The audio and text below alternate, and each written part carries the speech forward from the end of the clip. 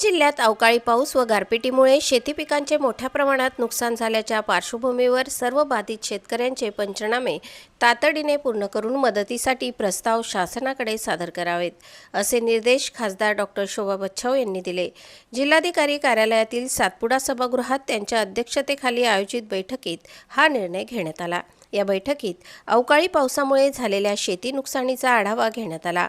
महसूल व कृषी विभागाने एकही बाधित शेतकरी पंचनाम्यापासून वंचित राहणार नाही याची दक्षता घ्यावी, असेही खासदारांनी स्पष्टपणे सांगितले। शेतकऱ्यांना तातडीने दिलासा मिळावा यासाठी प्रक्रिया जलद गतीने पूर्ण करण्याच्या सूचना देण्यात आल्या। बैठकीस अप्पर जिल्हाधिकारी सुभाष बोरकर, निवासी उपजिल्हाधिकारी शरद पवार, उपविभागीय अधिकारी रोहन कुवर, जिल्हाधीक्षक कृषी अधिकारी सूरज जगताप, अप्पर तहसीलदार वैशाली हिंगे तसेच विविध विभागांचे अधिकारी उपस्थित होते। सर्व संबंधित विभागांनी समन्वय साधून काम करण्याचे निर्देश देण्यात आले। याशिवाय शहरातील विविध प्रलंबित प्रश्नांचाही आढावा घेण्यात आला। शासकीय जमिनीवरील अतिक्रमण, आझाद नगर परिसरातील घोषित झोपडपट्टीला नियमानुसार 7/12 उतारा देण्याचा विषय चर्चेत आला। तसेच आयुष हॉस्पिटल उभारणीसाठी जागा निश्चित करण्याबाबतही यावेळी चर्चा झाली।